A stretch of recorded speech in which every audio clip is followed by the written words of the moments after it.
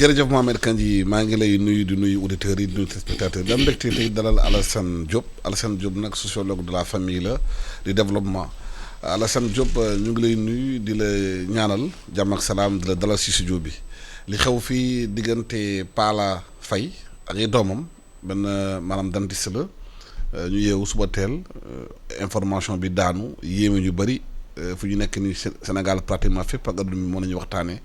mooy mbirum Pala bi xamante ne dafa faat boppam faat ñetti doomam yow da ngay liggéey ci mbirum sociologie ci mbirum sociologie de la famille naka la ñuy mën a comprendre loolu est-ce que nit bu yow lu ko war a mën a pousser mu def acte boobu. waaleykum salaam Alassane maa ngi lay nuyu nga may ma rek balaa may dugg ci waxtaan wi may njaale njaboot gi nga xamante ni ñoom ñoo ñàkk. ndaxte ñàkk dina am mais xeetu ñàkk bu mel nii dafa diis te dafa tiis boo seetee ñi ñàkk dañoo bëri moom ak waa njabootam waaye tamit ki mu seqaloon tamit ñoom it ñàkk nañ seeni doom loolu moo ci gën a métti bu ma dellu see ci mbir mi dafa mel ni ma ko doon waxee démb ci benn bërëb maanaam nit ki ci boppam dafa laltaay faat bakkan doog a xaru te loolu yéeme la loo xamante ni nii yombul ñu koy gis fii ci suñuy réew ci bi suñu biir société tàmmuñu woon jëf ju mel noonu xëy na xaru mbiru benn nit la da ngay fekk nit koo xamante ni xëy na am na problème te pour nga expliquer ko bu ñu demee ci sociologue bu ñuy tuddee Émile Durkheim dafa ne moom wàllu xaru ji mu doon njëkk gën a di dal mooy ñi nga xamante ni ay njëgamaar lañ ñu am fukki at ak juróom jëm ñaar fukki at ak ñeent waaye kii am na lu ëpp loolu am na daanaka juróom fukki at. te ñetti xeetu xaru yi nga xamante ni moom la Durkheim wax mooy li ñuy waxee suicide altruiste suicide égoïste ak anomique. bu anomique bi mooy bi nga xamante ni nit ki amul régulation c'est-à-dire amul ku koy gunge amul ku koy wax ni yaa ngi bëgg a romb limites yi. wala yu demee noonu. mooy lu muy wax anomie sociale. anomie sociale mooy feebar société. amul encadrement amul régulation. loolu bu la dalee nit xëy na da ngay jékki-jékki nga ni man bàyyil ma rocceeku. beneen bi mooy suicide égoïste mu nga xamante ni nii amul nit ki dafa nekk situation boo xamante ni amul intégration.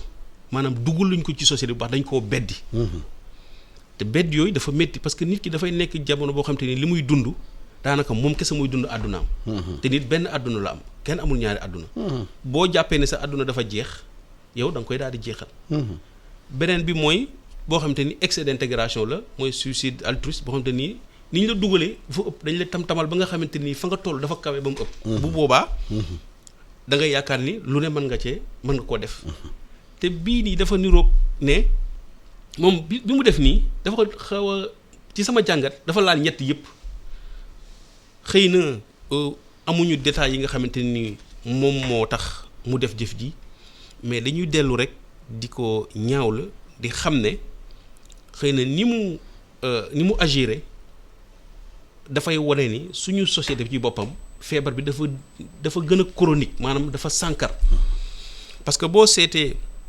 nit ci boppam niñ ko tëggee ci wàllu psychologie ci wàllu sociologie comme li Aristote wax nit dafa nekk un animal social te foofu laa bëggoon taxaw tuuti mooy ñun ay mala lañu mais mala yu am xel te bis bu ñu demee ba suñu xel tàggoo ko ak ñun ëppaleetuñu mala yi dara te bu boobaa la ñuy def dafay nuroog sax te sax léegi mën naa gis sax que ne fu ñu toll nii est-ce que mala yi nekkuñu duñu raw. mais est-ce que justement li xew lii du wone crise de la famille crise de l'éducation crise ni famille yi di doxee parce que avant amoon na dans la famille des soupapes de sécurité des soupapes de amortir yenn tension yi ba amee ci famille yi léegi impression bu ñu am léegi mooy famille yi xëy na rôle bu ñu doon joué tuñ ko xëy na àdduna demee noonu mais est-ce que famille est-ce que adapté wul nañu ci lu bees li foofu laa bëggoon a mujjee Alassane parce que lii wolof di tuddee njaboot dafa am jeexital boo xamante ni dafa am solo ci ni ñuy dunde bu njëkk lañuy am famille boo xamante ni dañoo famille élargie famille bu yaatoo yaatu ñëpp ci la ñu bokk loolu ban jàngat a ci am mooy nit ki amul sañ-sañ amul sax liberté def lu ko neex parce que saa su nekk nit ñaa ngi ci wetam boo duggee ci yenn dëkk yi nga xamante ne nii yu mel ni Yoof wala Ngor wala kii Lébu yi ba léegi ak ci dëkku séeréer yi façon dëkkin boobu la ñuy dëkk ba tax na yenn yi du fa mën a xew boo seetee moom dafa dellu fa ci bërëbu liggéeykaayam fa la mën a dem defee li mu def mais bu njëkk bu fekkonte ni dañoo nekk ci njaboot goo xamante ne nii papa mi ngi fi yaay doom fi maam moo ngi fi rakk moo ngi fi sœur mi ngi fi kër gi dafay nekk dëkkuwaay boo xamante ni néeg yi dañuy jàkkaarloo am ay ëtt buntu yi sarale boo jógee ci kër gi dem ci geneen kër loolu dina jafe trop nga am foo xamante ne nii di nga am temps pour togg yenn yi ba mu ñor loolu nekk na yu tamit famille bi nga xamante ni moom lañ am dañuy wax dafa disloqué parce que dañuy wax ne la famille est la cellule de base de la société africaine ça veut dire que suñu société bi bu famille bi baaxul la ci topp du baax te loolu famille bi pour mu baax rôlu jàng ak jàngale daf ci am solo parce que école moom mooy mottali famille parce que dafa am lu ñuy wax lieu d'apprentissage fi nga xamante ne nit ki fa lañ koy jàngale famille bi la école ak la rue ak les pairs ku ci nekk da ngaa war a jouer rôle bi nga war a jouer boo demee ci école da ngay seetlu ne xëy na ñu ci bëri jàngalkat yi yenn éducation civique ak morale dañ ko fulaalu trop joxuñu ko gëdd bi mu war a am te loolu mooy wàññi nit di jouer rôle régulation rôle intégration nga xamante nga dugg ci société bi nga dugg ci école bi nga dugg ci kuréel yi nga xamante ni fa nga bokk donc léegi kon dañuy gis ne njaboot yi fi ñu nekk nii jabar lu ñuy wax famille nucléaire la maanaam ñetti nit lay doon yow sa jabar ak sa doom wala sa xaj te bu boobaa ni ngeen du dindee mooy ku nekk da ngay am da ngay am liberté pour def lu la neex wala pour nekk ci lu la neex te loolu nekkul loo xamante ni luy dajale luy boole la ndaxte boo seetee famille boo xamante ni nii ñi ci bokk ñëpp dañuy sóoraale ñeneen dañuy sóoraale ñi ci biti dañuy sóoraale ki nga xamante ni moom nga séqal mbir loolu dafay am jeexital ci sa comportement maanaam yow bu fekkente ni nii nas nga benn mbir wala am na lu la dal da ngay tijjeeku ñi ci des da ngay dem diisoo ak ñoom jël seen xalaat parce que fii ni ñu nekk àdduna bii nii kenn matu fi kenn mënul def lépp mu mat kenn mënul mottali lépp ba tax na li ma waxoon sànq rek di araso l'homme est un animal social mënul dund lu dul ci biiri nit te dund ci biir nit bi dafa laaj mooy mu jokkoo ak ñoom mu jël seen xalaat mu jox leen gëdd et tamit mu sóoraale leen ci li muy def parce que nit ki nekkul ne lu la neex ngay def parce que li ngay def du yem ci yow kese parce que olof yi tamit dañuy wax ne lu waay rendi say loxo lay naaj waaye dañ koo yàq am na lu ci topp mais dañ ne bu tisee tisaale ci say bokk donc kenn nekkul yow kese ku ci nekk am na ñoo nekkal loolu moo tax may gis ne bu ñu jàngatee aussi moom ni mu doxalee da ngay gis ni lu mu naal la woon maanaam lu mu planifié parce que dégg naa sax ay audio ak yeneen yoo xamante ni dañ ne fi bi mu demee am na jafe-jafe pour def li mu naroon parce que am na fa ay mégo cigarette yu bëri xaw ma ndax dëggal wala déet gis nañu tamit ñu ne maanaam type de mort crime bi mu def xaw na cee waaj tuuti parce que type de crime bi mu def xale yi bokkul ak moom bi mu jël parce que dafa leen dugal loo xam te ni seen biir yaram la mu indi leen ñu faatu moom dafa sectionné veine dagg venam loolu laa dégg xaw ma ndax noonu wala déet waaye loolu mooy wane ni rek nekk na koo xamante ne nii soxla woon na ku ko gunge soxla woon na koo xamante ni dañ koy taxaw ci biir njaboot gi soxla woon na benn teewaay permanent boo xamante ni mooy tax moom naka la ñu mën expliquer nit xam say doom yi nga jur say doom nga mën a am geste laa la wax ne jël piqûre ko say doom pour rey leen naka lañ ko mën a expliquer psychologiquement loolu est-ce que man je peux pas waaw loolu dana jafe très Alassane mu dugg ci bopp nit parce que njureel dafa fort dafa xóot ci nit parce que nit koo xamante ni sa deret la ngay jël lu metti di ko teg ci kawam loolu lu ëpp la nit nag dafay am lu ñuy wax système boo xamante parfois day dérégler parce que dérèglement bi mën na am cause yu bëri mën nañ la teg stress wala nga teg la pression ba nga xamante ni mi ngi mekk ni ndox mu leer naññi rek nga def ci lu lëndëm dootul nekk li mu waroon nekk léegi dérèglement psychologique boobu noonu moom mooy indi sa intention ngay naan di def jëf yoo xamante ni naka sul noonu. mais nit bu demee bay am yu mel noonu normalement war na am ay signes yu war a wone. waaw que ni kii mu ngi bëgg a basculer. waaw est-ce que lu fait weetaay boobu ngay wax. waaw ci nit ñi. fekk nga des ak nit moom problème kenn du wax ak moom kenn du ko toppatoo kenn du ko gestu ba mu def yenn nii dafay mel ni société bi léegi. kenn faaletul kenn. est-ce que du loolu moo tax ba nit ñi di basculer parce qu'ils se rendent compte que ñoom problème bu ñu am amul sax kuñ koy mën a waxal. waaw loolu dafay am te loolu li ñuy tuddee parce que nit ki da ngay dem ba nga yàgg nga nekk lu ñuy wax délinquant wala déviant parce que délinquant mooy nekk comportement boo xamante nii da nga ni norme sociale yeeg yooyu sama yoon nekkatu ci. déviant dafa am ñaari façon boo xamante ne nii yow xëy na yoon bi société bi tracé doo ci jaar parce que yow eggoo foofu. mais am na façon déviant yoo xamante ni ñoom aussi xëy na seen xel dafa am doole trop ñu mel ni yonent yi ak yooyu ñoom bu ñu waxee. dañuy nekk contraire ak société bi te bu boobaa. xëy na dañuy am dëgg. mais affaire bi du question am dëgg kese. li ci nekk mooy. nit ki ci boppam am na jamono bu muy toll. ala kulli haal dañ ko war gunge. man dama jàpp ni moom am na jamono yu mu doon toll bu fekkonte ne ni am na ñu muy saafoonteel am na ñu muy giseel di wecceeg ñoom xalaat. ba pare yi tamit ñu jege ko trop du mën a organiser mbir mi ni mu ko organiser ba mu demee noonu. moo tax li ma wax sànq rek mooy ni kenn nekkul yow kese ku ci nekk da nga am koo nekkal ku ci nekk da nga war a am koo àndal. pour dellu si rek wax ne que boo seetee jëf yi dafa tiis dafa métti. ñu bëri mënuñu comprendre loolu. mais nit moo mel noonu nit dafa am suñuy wax une part d'animalité loo xam te ni affaire mbala dafa nekk suñu yaram.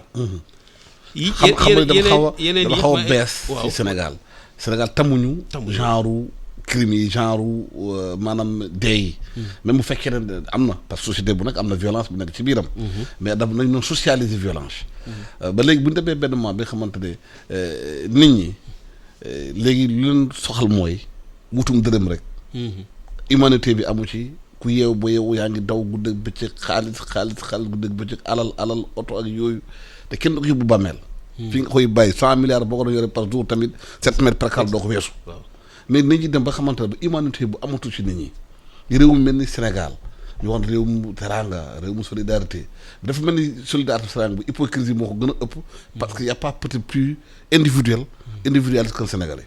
waaw dëggantaan loolu mooy li ñuy wax société individualiste ak société communautaire parce que ñun société individualiste occidentale bi dafa dugg ci suñu nekkin ba nga xamante ni dañoo jàppee suñu bopp ay tubaab wala ni ñuy jàppee àdduna. weesu nañ loolu te li ma doon wax. dërëm rek parce que dërëm bi mooy man damaa jàpp ne xëy na nu ma mën a amee rek baax na te loolu mooy charte yi nga xamante ni ak yoon yi nga xamante ni moom lañ tëral ci wàllu amin ci wàllu diine ak yeneen sama yoon nekku ci.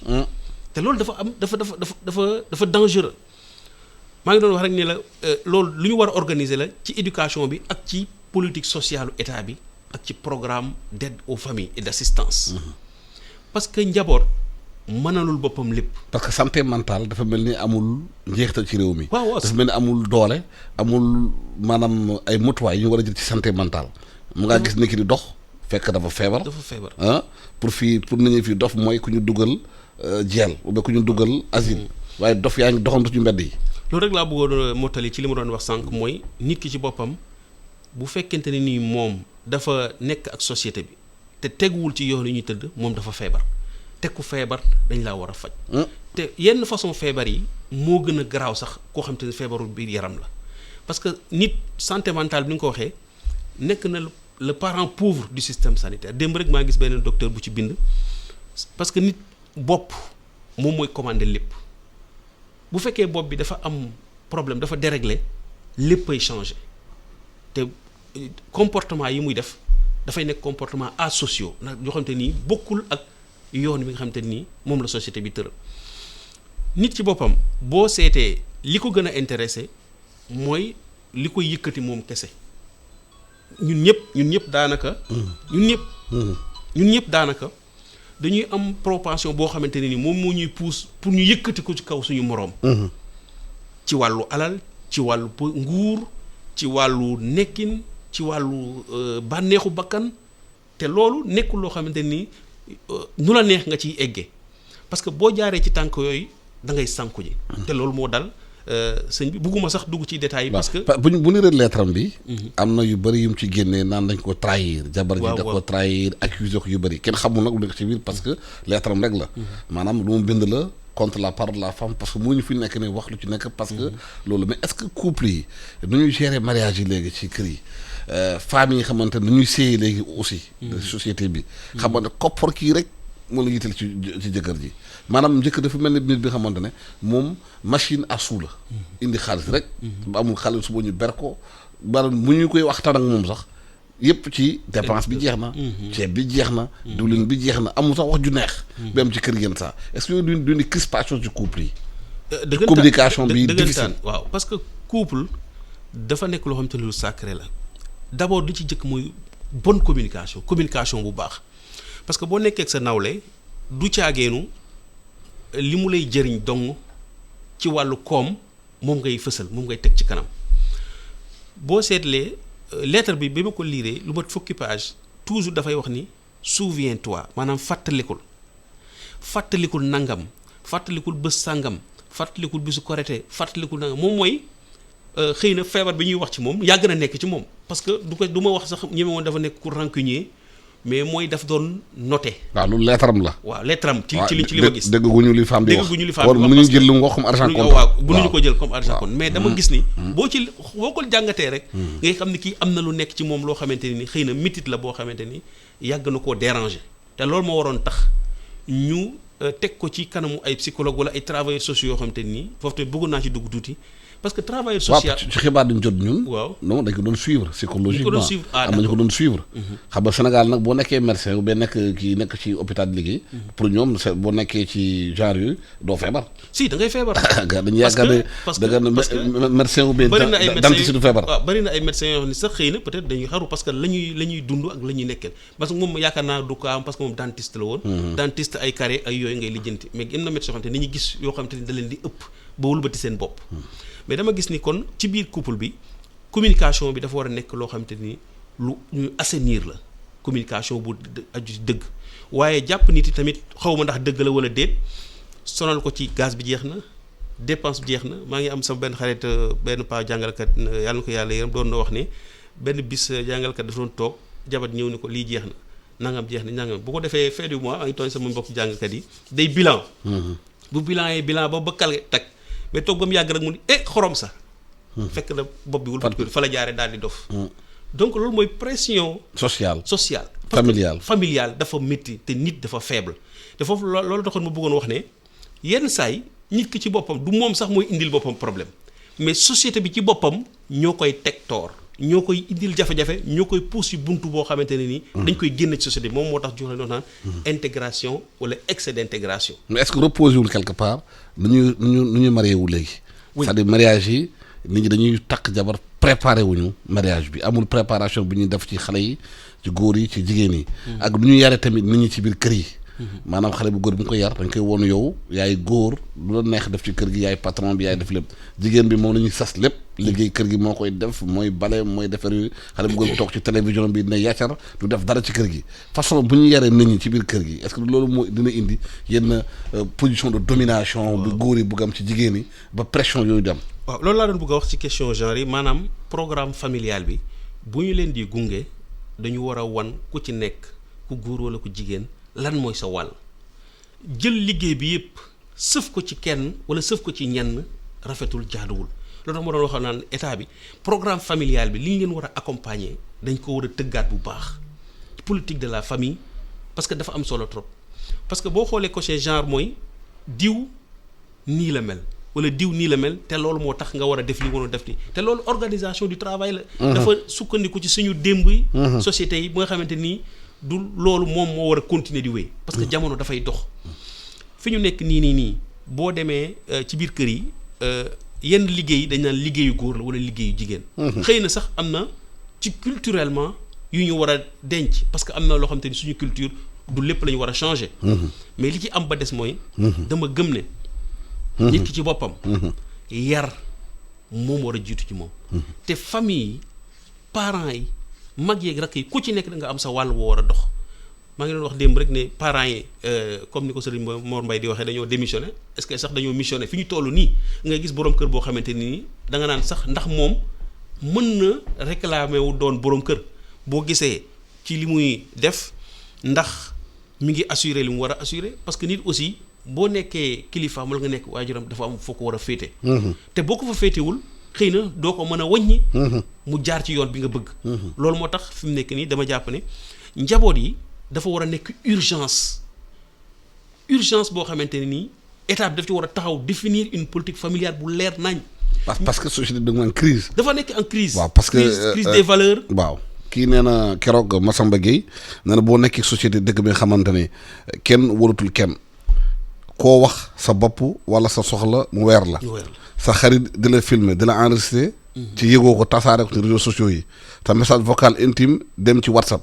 suutura amatul kersa amatul munoo noonu ak say mbokk famille di tasaaroo ku yeewu sa problème bu la rëy amatoo foo ko yénneeku ak foo ko jooyee gisatoo nopp bu wàllu pour sax wax ko téere nelaw di wax sa àdduna xam nga loolu déjà bo société bu mel noonu feebar am na mais il faut que société bi nangu aussi feebar am na. oui il faut nañuy nangu aussi fajee bu ñu feebaree. waaw parce que société bi amatul repère maanaam fi nga xamante ni moom la ñuy teg suñu bët pour fu baax fi ñu war a dem foo loolu daanaka dafa jaxasoo amatul dama doon faral di wax ne dañu nekk ci jamonoy pëccëxoo ak réeroo maanaam comme marché bu tas ku ci nekk rek boo tëbee. yow doo xam sax fooy akkee ji. maanaam ndëpp di suñ Mor Mbaye di wax ndëpp national. ndëpp national dëggantaan yàgg na ko wax ay at yu bëri te dafa mel ni dégluwuñu ko. parce que benn borom xam-xam bu ñuy tuddee Karl Polanyi doon na ko wax danoon wax le social précède l'économie. ci livre bu mu tuddee la grande transformation dafa wone ni jamono yi jëm nii bu ñu taxawul gérer question sociale yi. capital bi ci boppam sax day exploser parce que social moo jiitu. yarin doxalin moo war a jiitu amin parce que fi ñu toll nii dama gëm ni waxuma la ndëpp national sax waaye toog xoolaat suñu démb suñu tey ak suñu ëllëg nan lañ koy projeté ba nga xamante ni dinañ jàng bu baax ci li fi weesu woon li ñu nekk nii ñu defar ko ba mu baax pour tabax ëllëg parce que ëllëg li ñuy wax développement durable suñuy doom yi nga xamante ni ñoo fi nekk ëllëg dañu war a liggéey pour ñoom. dañ leen waral berndeel loo xamante ni bu ëllëgee seen coono wàññeeku. mais li ngay wax di ñaari fukki at ñu koy wax si Mor Mbaye ñaari fukki at xëy na ëpp na ko te mu koy wax waaye problème bi mooy dañ koy constater rek xam nga réew mi dafa doy waar dañuy constater feebar am na mais kenn du jóg pour faj feebar bi. dañ koy seetaan ñu toogaat chaque jour ci waxaat ba mënatoo wax te dafa mel ni réew mi dañ constater affaire rek bàyyi nga muy dem kenn du jóg kenn du régler dara. loolu laa doon wax sànq ci parents yi seen démission mais aussi nguur gi am na ci part de responsabilité. dañuy nekk ñoo xam te ni comme c'est des observateurs wala affaire bi. seetaan rek ñoru leen seetaan rek. mais loolu musiba lay jur. parce que bu fekkente ni nii am na ay travailleurs sociaux yoo xamante ni dañ leen jël parce que bërëbu liggéeykaay bu nekk dama jàpp ne war na am travailleur social. parce que nit ñi duñu ay machine yoo xamante ne nii duñu ay machine mécanique c'est des machines. social te bari na ay dof de. bari na ay dof te travail social bu nekkee ci biir bërëbu liggéeykaay bu nekk dafa war a am ci biir commencement liggéey bi ci biir liggéey bi ak booy jeexal liggéey. parce que boo xoolee retraité ngay am salaire bu ngande nga xëy ba benn jour mu wóor la ni weer bii di ñëw li nga doon am dañ koy xaaj juróom wala ñett jox la ko. mais loolu ku mu laalul sa bopp nga xam ne doo nit donc war nañu préparer nit ñi plan de retraite dafa war a am. ci entreprise yi dafa war a am ci service fonction publique yi. dafa war a am aussi accompagnement familial médiation familiale médiation sociale dafa war a am nekk ay services yoo xamante ne nii dafa war a dox rax ci dolli li ñuy wax ordre des travailleurs sociaux ñoo xamante ne ni dañuy liggéey di gunge nit. parce que nit mooy l'humain. parce que bëgg a wax sànq baal ma eggal foofu noonu. kër dafa mel ni léegi sax mala yi ñoo ñu gën a social. où est la part de l'humain dans les êtres humains. waaw ci biir mala yi nga wax am na ñu wax ay idées yu bëri yaakaar nañu Sénégal war nañu mën a réinstaurer waat service militaire obligatoire pour xale yi ou bien service civique national jox ko doole. Sénégal département bu ne am na camp militaire. vacances citoyennes dañuy wax njël xale yi. dina yóbbu ci camp yi pendant les vacances ñu leen jàngal ay métiers di leen jàngal civisme di leen jàngal dara pour am nit xaalis boobu ñuy passer par vacances citoyennes yi. wala nga mun duggal ci xale yi camp militaire jàngal leen métier jàngal leen parce que militaires yi mun nañu yéen jàngal xale yi dara ñu xam luy drapeau national xam luy civisme xam luy respect. mais defatuñ ko dañ jël xaalis bi di concert rek. dëggantaan foofu dama la ci dolliwaat tuuti doole parce que man de dama jàpp ne man su ma yoroon mbir yi suba ñu commencé service militaire obligatoire parce que boo seetee indiscipline bi am ci dëkk bi ci fépp. ak xale yi ñu bàyyi ci réseaux sociaux yi saaga rek. ku nekk lu la neex wax ku nekk fu la neex taxaw ku nekk lu la neex def loolu taxul am réew nekk réew moo xamante ne réew mu ñuy naw la parce que boo xoolee histoire démb ba tey nga jàngat suñu société du point de vue social et culturel. da ngay xam ni am nañ ay valeurs yu baax yoo xamante ne dañ ko war a téye parce que nit moomul boppam Alassane nit dafa war a nekk koo xamante ni ku ñu xaw a canaliser la. mais liberté dafa am njiit yi seen bopp dañoo war a nekk exemple. dañu war a nekk exemple. parce que booy diriger réew mais di yore réew jox la benn poste de responsabilité da nga war a xam la jox lan la. waaw li la jox moomuloo ko moo war a tax parce que booy nekk fenn di liggéey di agir da nga war a xam ne li may def du pour man boo seetee service militaire bi pour ma dellu ci sànq moom mooy dégg naa ku koy wax rek ñiy jaar service militaire.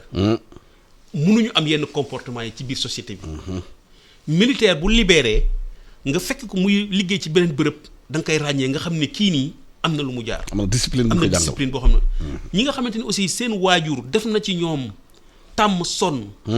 tàmm liggéey tàmm muñ wala tàmm liggéey sax te doo am dara wala liggéey ngir ëllëg ñooñu foo leen fekk da nga leen di ràññee mais jël nit bàyyi ko ne bàyyi ma muy dem di wutti fu ko neex jaar lu ko neex xeeñ lu ko neex def loolu nekkul loo xamante ne ni ñun danañu sagal te dama jàpp ne réew mi ñu toll nii war nañu xool ci yeneen réew yi nga xamante ne nii am na njëriñ.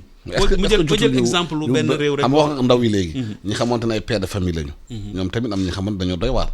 est-ce que jorul père de famille seen bopp. yaraat leen. loolu laay wax école bu yar paa yi. loolu laay wax éducation parentale ak éducation familiale. ñu xam nañu yore doom. ñu ko yare éducation parentale mooy dañu ne l'éducation et l'action exercée par les adultes sur les qui ne sont pas pour la vie sociale mais nekkul loo xamante ne nii ci léegi rek boo rombee adolescence rek éducation day jeex ba keroog nga génn àdduna yar dafa war a am ci yar du question na da ngay ñëw jël sa yar di dóor.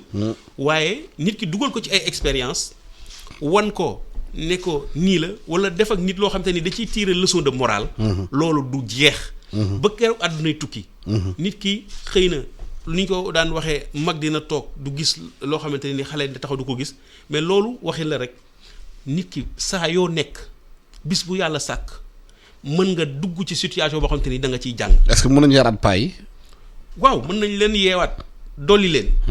yaraat peut-être xëy na boo ko waxee. waaw day xaw a dis yéen wax la rek. dolli leen waaw waxi la dolli leen parce que nit du matal parce que kenn mënul def lépp kenn mënul jeexal lépp fii ku fi nekk nësër fi dara naal fi dara xamuloo fu muy mujj te saa yoo demee ci lu bees ni nga gis loo xamante ne ni li am na ci lu ma ci jàngat parce que li wérte wóor mooy damay jàpp ne école doyul famille tamit doyul dañu war a tijji façon yi nga xamante ne ci la nit ñi di xamee ci la nit ñi di soppeekoo boo demee ci benn borom Jean-Paul Sartre moom day wax ni pour moom sax enseignants yi ay waye lañ parce que nee na école bi gën a baax muy tukki nit tamit boo ko téyee tëj ko du am benn wide perspective li ñuy anglais di wax da ngay war a tijjeeku xam li xew feneen dem bërëb beneen jàng lu bees weccee xalaat bu ko defee nga mën a nekk koo xamante ni ku dëgër nga jamono ji nga toll nga mën cee dund bu baax waaye bu fekkente ne nii da nga xaw a gëm sa bopp yam ci li nga xamante ne nii moom moo nekk ci sa wet rek